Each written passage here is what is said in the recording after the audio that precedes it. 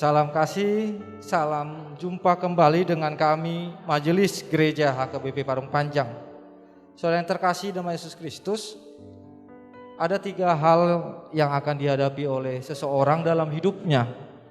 Yang pertama adalah ilmu, wawasan yang dia peroleh selama hidup ini. Yang kedua adalah yang namanya iman, mempercayai akan segala sesuatu berdasar keyakinannya dengan Tuhan. Yang ketiga adalah yang akan dihadapinya, yang diterima dalam hidupnya adalah penderitaan, tantangan dan cobaan, rintangan di tengah-tengah kehidupan ini. Yang menjadi persoalan adalah ketika penderitaan datang, apa yang dipakai oleh seseorang untuk menghadapinya. Karena jika dipakai ilmu, banyak orang-orang pintar yang tidak bisa menghadapi persoalan hidupnya menjadi putus asa dan bahkan bunuh diri. Oleh sebab itu, kita pasti semua menerima yang namanya ilmu, kepintaran. Tetapi untuk hal menghadapi yang namanya pencobaan, penderitaan, tantangan, perlu ada yang namanya iman kepada Tuhan, sehingga kita dikuatkan. Berdasarkan itulah kami membuat renungan yang akan menguatkan saudara untuk menghadapi setiap persoalan-persoalan.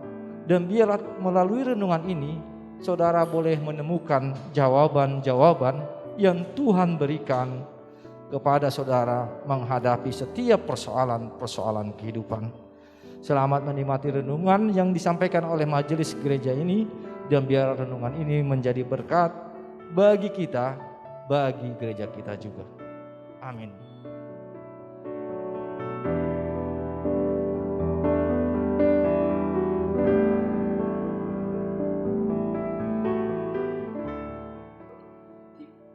Selamat pagi, salam kasih. Kita bertemu kembali dalam kasih Tuhan. Sebelumnya marilah kita bersama-sama mempelajari firman Tuhan yang menyapa kita pagi hari ini. Marilah kita berdoa. Terima kasih Tuhan atas pagi yang baru yang Tuhan berikan, dan biarlah kami bersama-sama mempelajari firman Tuhan yang mengajari dan menuntun kami menjalani aktivitas kami pada pagi hari ini. Berterima kasih Tuhan, di dalam Kristus Yesus kami berdoa. Amin. Saudara yang terkasih, firman Tuhan yang menyapa kita tertulis dalam 1 Timotius 2 ayatnya yang keempat. Demikianlah firman Tuhan yang menghendaki supaya semua orang diselamatkan dan memperoleh pengetahuan akan kebenaran. Sekali lagi, yang menghendaki supaya semua orang diselamatkan dan memperoleh pengetahuan akan kebenaran. Demikianlah firman Tuhan. Saudara yang terkasih dalam Yesus Kristus, firman Tuhan yang menyapa kita saat ini, kita melihat bagaimana begitu besar kasih Tuhan di tengah-tengah kehidupan orang percaya, di mana ketika manusia jatuh dalam dosa, hukumannya adalah maut. Dan memang dari segi dunia, ketika seseorang melakukan kesalahan, dia harus dihukum dan dia harus benar-benar melaksanakannya. Apalagi kita memahami bahwa dalam sistem dunia, mata ganti mata, gigi ganti gigi. Tetapi yang menarik dalam 1 Timotius 2 ayat 4, di mana Allah mengasihi setiap manusia, di mana Allah ingin manusia diselamatkan dari keberdosaannya atau kesalahannya. Dan disinilah rancangan Tuhan yang luar biasa yang disampaikan oleh Timotius kepada kita melalui suratnya, di mana Allah adalah Allah yang menginginkan keselamatan di tengah-tengah kehidupan orang percaya.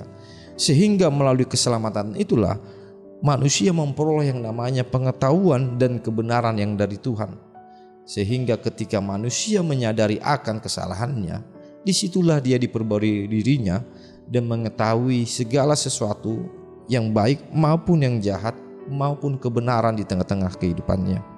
Oleh sebab itu, marilah kita jalani kehidupan yang diselamatkan oleh Tuhan ini dengan anugerahnya yang luar biasa dalam kehidupan kita, untuk dapat memperoleh pengetahuan dan kebenaran yang diinginkan Tuhan dalam kehidupan kita.